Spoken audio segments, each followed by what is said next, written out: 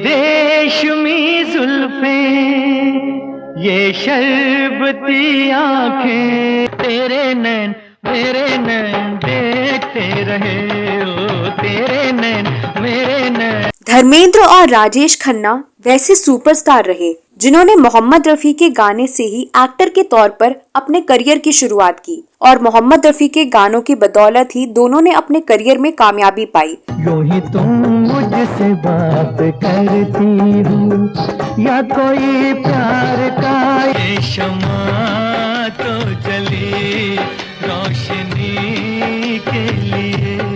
जहाँ तक धर्मेंद्र की बात है, उन्होंने करियर के शुरू से अंत तक हमेशा ही मोहम्मद रफी की आवाज को प्राथमिकता दी। आपकी निगाह ने कहा तो कुछ जरूर है। लेकिन राजेश खन्ना कामयाबी हासिल करने के बाद मोहम्मद रफी के बजाय किशोर कुमार की आवाज को प्राथमिकता देने लगे। चला जाता हूँ किसी की धुन में। साल 1969 में फिल्म आराधना के सुपरहिट होने के बाद राजेश खन्ना को सुपरस्टार बताया जाने लगा। आराधना से राजेश खन्ना को नया स्टारडम मिला। उसके बाद राजेश खन्ना की फिल्में लगातार हिट होने लगी। वह जिस फिल्म को हाथ लगा देते, जो फिल्म करते, वही कामयाब हो जाती। इस तरह राजेश खन्ना निर्माता निर्देशकों के लिए भगवान हो गए। एक जुमला उन दिनों मशहूर हो गया कि ऊपर आका नीचे काका। मेरे सपनों की रानी कब आएगी तू, आई रुत मस्तानी कब आएगी। एक समय ऐसा लगने लगा कि राजेश खन्ना का स्टारडम कभी खत्म ही नहीं हो सकता। लेकिन आराधना के रिलीज होने के 4 साल बाद साल 1973 में धर्मेंद्र की फिल्म लोफर में मोहम्मद रफी का गाया हुआ एक गीत ऐसा मशहूर हुआ कि राजेश खन्ना का किला ताश के पत्ते की तरह ढह गया। ये गाना है आज मौसम बड़ा बेईमान है। आज मौसम, आज मौसम।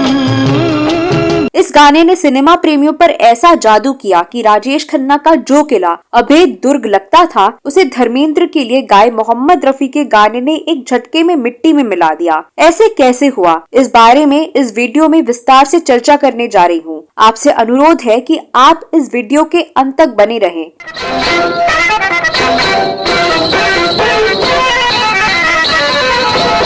दोस्तों, राजेश खन्ना हिंदी फिल्मों के पहले ऐसे सुपरस्टार थे जिनकी आज भी मिसाल दी जाती है। उन्होंने जो लोकप्रियता और फैन फॉलोइंग देखी, वो उससे पहले किसी को नसीब नहीं हुई थी। उनके दौर को नजदीक से देखने वालों का ये भी दावा है कि किसी दूसरे हीरो को कभी फैंस का वैसा जुनून और प्यार नहीं मिल सकता। गुनगुना रहे हैं भंवर, खिल रही है कली कली कली कली।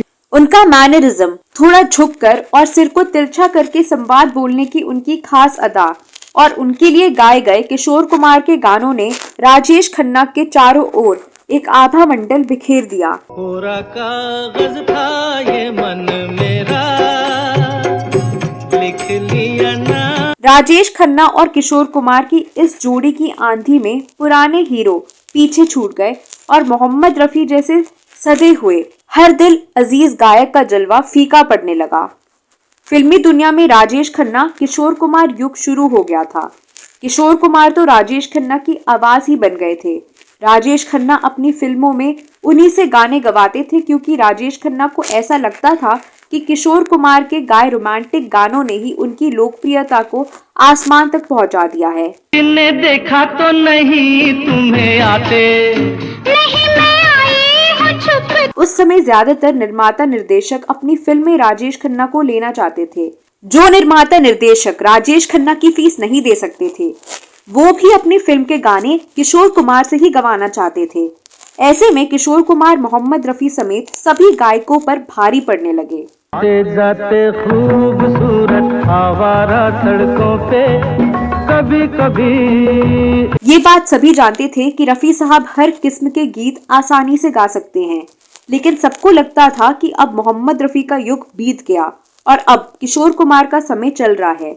फिल्मी दुनिया वैसे भी चढ़ते सूरज को ही सलाम करती है और निर्माता निर्देशक कोई भी रिस्क लेने से डरते थे। ऐसे में संगीतकारों से कहा जाता था कि वे किशोर कुमार से ही गाने रिकॉर्ड कराएं, लेकिन तब भी लक्ष्मीकांत प्यारेलाल और मदन मोहन जैसे संगीतकार थे जो मोहम्मद रफी से गाने रिकॉर्ड कराने के पक्ष में रहते थे। लक्ष्मीकांत प्यारेलाल उस दौर के व्यस्त संगीतकार थे और वे लगातार रफी साहब से गाने गवाते रहे। 1969 से 1980 तक के इस दौर में उन्होंने रफी साहब से 264 गाने गवाए। यही वजह है कि रफी साहब ने अपने करियर में सबसे ज्यादा गीत लक्ष्मीकांत प्यारेलाल के लिए ही गाए। आने से उसके आए बहार, जाने से उसके मिल सितारों का आंगन होगा। उसी दौर में एक के बाद एक हिट दे रहे राजेश खन्ना की इस बीच एक फिल्म फ्लॉप हो गई थी जिसका नाम था दिल दौलत दुनिया। लेकिन तब भी किसी को भी इस बात का अंदाजा नहीं था कि उनका स्टारडम इतना जल्दी ढह जाएगा। 1972 में राजेश खन्ना की एक और फिल्म आई बावर्ची, जो बॉक्स ऑफिस पर सफल रही और राजेश खन्ना फिर से संभल गए। राजेश खन्ना को लगने लगा था कि अब उनकी राह आसान हो गई है, लेकिन 1973 का साल राजेश खन्ना पर बेहद भारी पड़ा। राजेश खन्ना लगातार चॉकलेटी हीरो की इमेज वाली फिल्में किए जा रहे थे। कुछ वक्त बाद युवा पीढ़ी को राजेश खन्ना की अदाओं में बासीपन दिखने लगा। उनके लिए गाने भी बस किशोर कुमार ही गाए जा रहे थे, जबकि धर्मेंद्र समेत दूसरे हीरो अलग अलग तरह के फिल्में कर रहे थे, जिससे दर्शकों को हर बार नया अनुभव मिलता था। उसी दौरान धर्मेंद्र का सितारा बुलंद हुआ। वह राजेश खन्ना को कड़ी चुनौती देने लगे। 1973 तक उनकी 7 फिल्में हिट हो चुकी थी, जिससे धर्मेंद्र सुपरस्टार बनने के करीब आ गए और राजेश खन्ना सुपरस्टार के सिंहासन से दूर होने लगे। लेकिन साल 1973 में आई लोफर फिल्म राजेश खन्ना के स्टारडम पर आखिरी चोट बनकर सामने आई। इस रोमांटिक थ्रिलर में लक्ष्मीकांत प्यारेलाल के संगीत निर्देशन में बेहतरीन गीत, खूबसूरत कहानी और कसावट भरे निर्देशन, धर्मेंद्र की ही मैन टाइप बॉडी और खूबसूरत मुमताज की कातिल अदाओं के जादू ने दर्शकों के दिलो दिमाग पर ऐसा नशा किया कि धर्मेंद्र ने इसी हिट फिल्म के जरिए राजेश खन्ना के स्टारडम पर ग्रहण लगा दिया।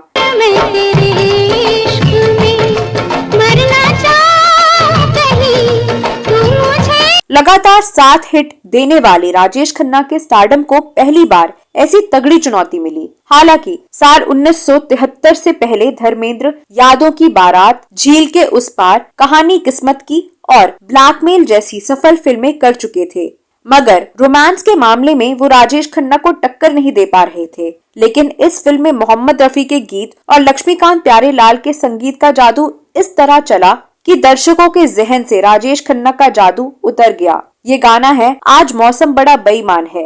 आज मौसम, आज मौसम। इस गीत की शुरुआत सिम्फनी शैली के वायलिन के साथ होती है, जिसके साथ रफी साहब की आवाज का जादू होता है। इस जुगलबंदी से माहौल सनसनीखेज होने के साथ थोड़ा रोमानी भी हो जाता है। इस गाने के बोल और फिल्मांकन में एक निराला तालमेल दिखता है। ये गाना धर्मेंद्र के एक निगाह आसमान की ओर देखने के बाद शुरू होता है। नजरें नीचे करने के बाद जब वो मुमताज की तरफ देखते हैं तो मुमताज हाथ छुड़ाकर शर्माती लजाती 2 कदम आगे बढ़ती हैं। शहंशाह तरन्नुम मोहम्मद रफी की आवाज में ये नगमा रूह को छू लेता है। गीतकार आनंद बख्शी ने इस गाने में आशिक के दिल के नासाज हालत को अल्फाजों में बखूबी पिरोया है।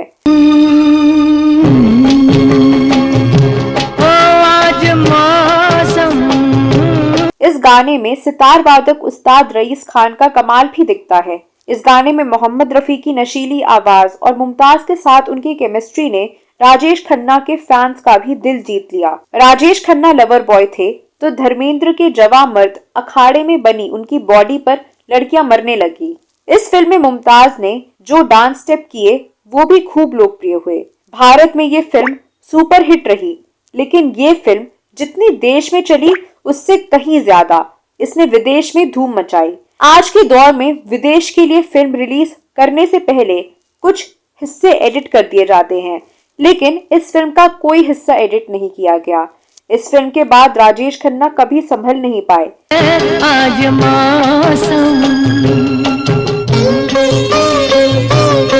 धर्मेंद्र ने इस फिल्म से राजेश खन्ना का सिंहासन हिला डाला था। उसके बाद भारतीय सिनेमा में अमिताभ के रूप में एंग्री यंग मैन का आगमन हो गया और फिर राजेश खन्ना का स्टारडम खत्म हो गया। तो दोस्तों, आप इस बारे में क्या कहना चाहते हैं? वैसे आपको धर्मेंद्र और राजेश खन्ना पर फिल्माए गए कौन से गाने अधिक पसंद हैं? इस वीडियो में बस इतना ही। ये वीडियो कैसा लगा जरूर बताइए। अगले वीडियो में गीतों और फिल्मों के बारे में जानी अनजानी जानकारियां लेकर हाजिर हो जाऊंगी। तब तक अपनी दोस्त और होस्ट साची को अनुमति दें। नमस्कार।